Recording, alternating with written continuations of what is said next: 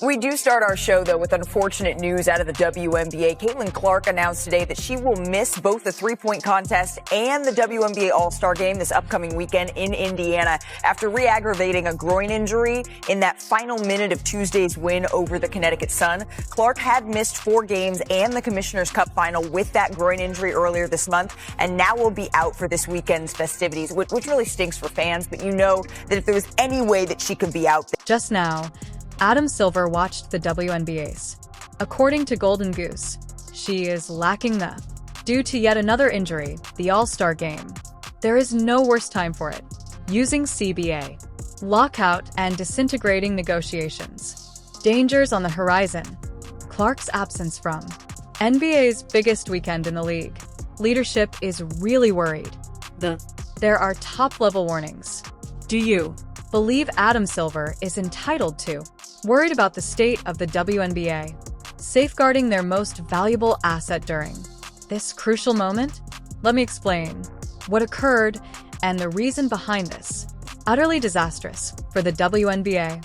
Thursday, Caitlin Clark made an announcement. Afternoon, she will not take part in the All-Star Game on Saturday or Fridays.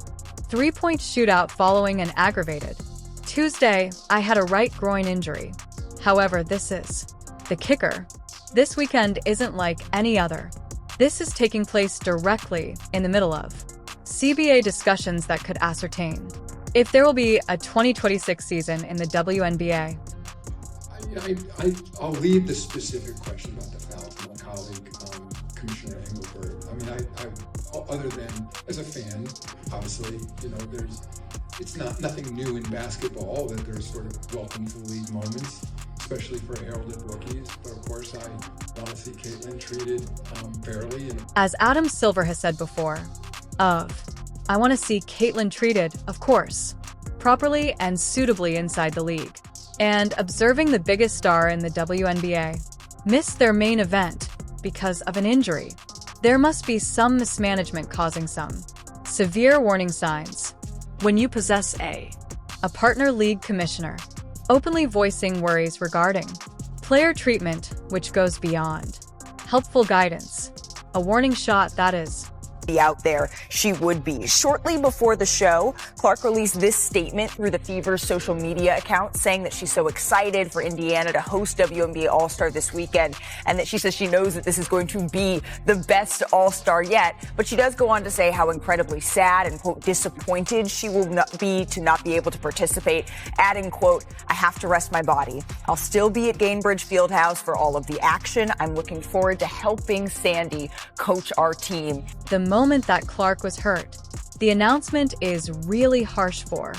The time has come to expose the WNBA's, those in charge of this catastrophe. The unwavering Kathy Angelbert has been in commissioners failing in relation to safeguarding the league's most important asset.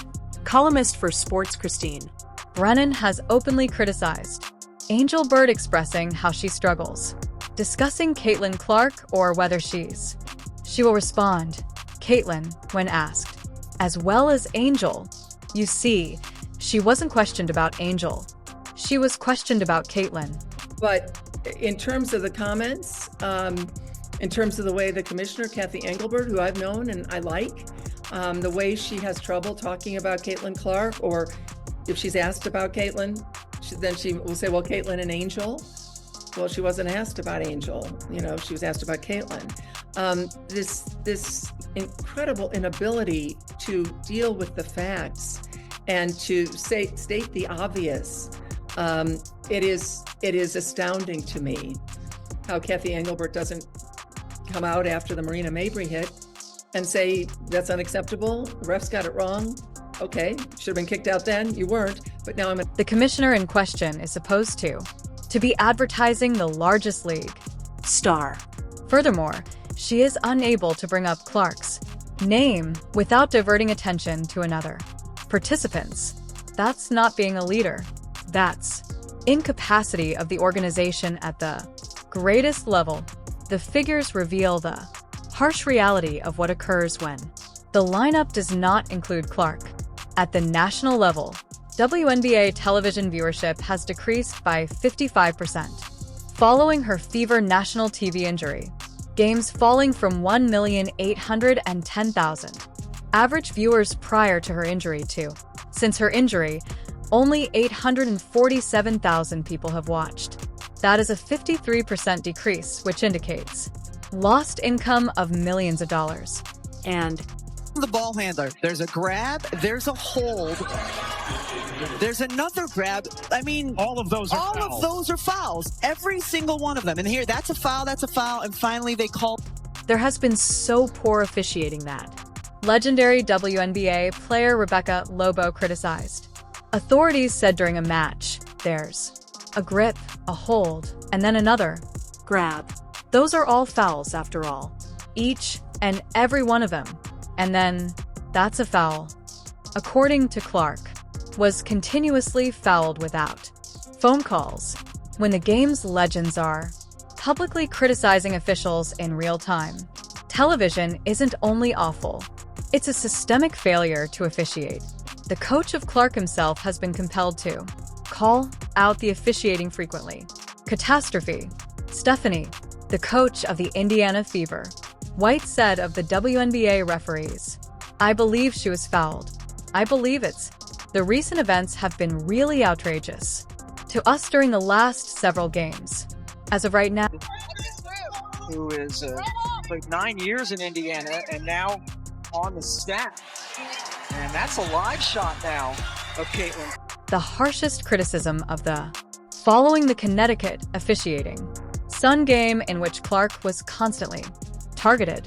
According to White, everyone's improving, with the exception of the officials, throughout a lengthy tirade that called out the referees on Tuesday for losing command of the match, denounced the league and officials collectively for not enhance. Ever been. The game is fast now. Things are happening quickly. Everybody's getting better, except the officials. So we gotta find a way to remedy it. I mean, you've heard every coach talk about it, so I don't know what the answer is. She went on. Each year, throughout our league, gatherings in the spring and fall, we repeatedly state the same thing, and over, and nothing is altered. That you guys as an organization are doing. I mean, you're speaking out on this point, but anything more that you are doing or we hope to do to engage in the league and addressing these issues with officiating that you've been very vocal with? Yeah, I mean, I think every year when we have our league meetings in the fall and in the spring, we say the same thing over and over and over. And nothing has changed. That's a coach saying in public that the league is aware of officiating issues for many years and has done nothing at all to correct them. Under Angelbert's direction, the officials have deteriorated as the league has grown in importance and popularity. The particular instances that resulted in Clark's injuries right now are standard instances of poor officiating. Clark was pushed to the ground by Marina Mabra after a dead ball, first getting just a technical infraction prior to the WNBA had to be upgraded to a flagrant 2 because, following criticism from the public, the officials was unable to make the call in real time, and only made the modification after being publicly humiliated. Even Clark's Colin, his brother, accused the authorities of tweeting on social media, "Make no error, this is on the referees," after observing his sister suffer harm as a result of inadequate game management. When family members are openly criticizing the officiating in the league isn't only frustration. A family is observing. A loved one is harmed due. Officials refuse to perform their duties. The reaction of Angelbert to these concerns about officiating have been absolutely pitiful. When asked about handling grievances, Angelbert stated, "I think it's fascinating when you sit. I sit in a chair that doesn't win.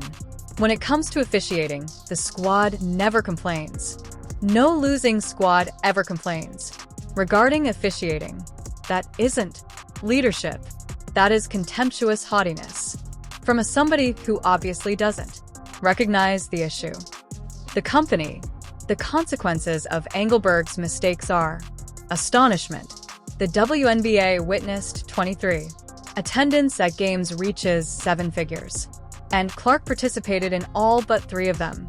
Of the games, among the majority of observed this season's WNBA games, you have should descend to number 15 in order to locate the Clark is playing his first game without a fever, practically transporting the league's audience, and Angel Burt is unable to even shield her from harm.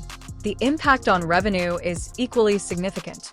The WNBA saw a 170% spike on ESPN TV ratings as the number of viewers grows, from 454,000, reaching an average of more than 1.2 million people in 2024, IWN's TV ratings were 133% rise compared to 2023.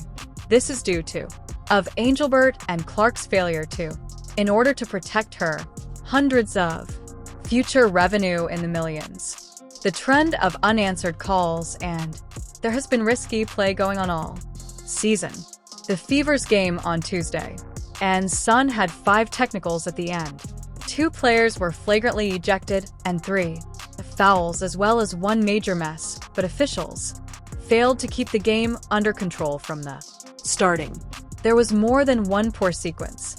Officials were really losing this authority since they've been permitted to function without following any rules. The betting, the market provides the truth about the influence of Clark. Sports wagering on the Indiana Fever games had an almost 50% decline within a week following Clark's hurt, with around half of the wagers decline in activity in comparison to games Clark participated in. Market betting respond right away to one player's absence, which demonstrates how much the league loses money when Clark is not playing. Silver's worries regarding the way the WNBA has treated Clark goes beyond only the security of the player. Silver has agreed that the focus on Clark is excellent for women's health basketball, but has additionally stated worries about the way she's being handled when the NBA commissioner is in the public eye, voicing worries regarding a WNBA player. That's polite language treatment. In order to clean up this mess before we have to take action. The systemic officiator issues are not limited to Clark. Kelsey Plum went on a savage tirade following constant roughhousing. I'm fouled like that on every ownership. There are several shots where they're only now emerging and swinging, and they simply don't contact anything. This is taking place too. Not just Clark, but several top players. Angel Burt's disregard for these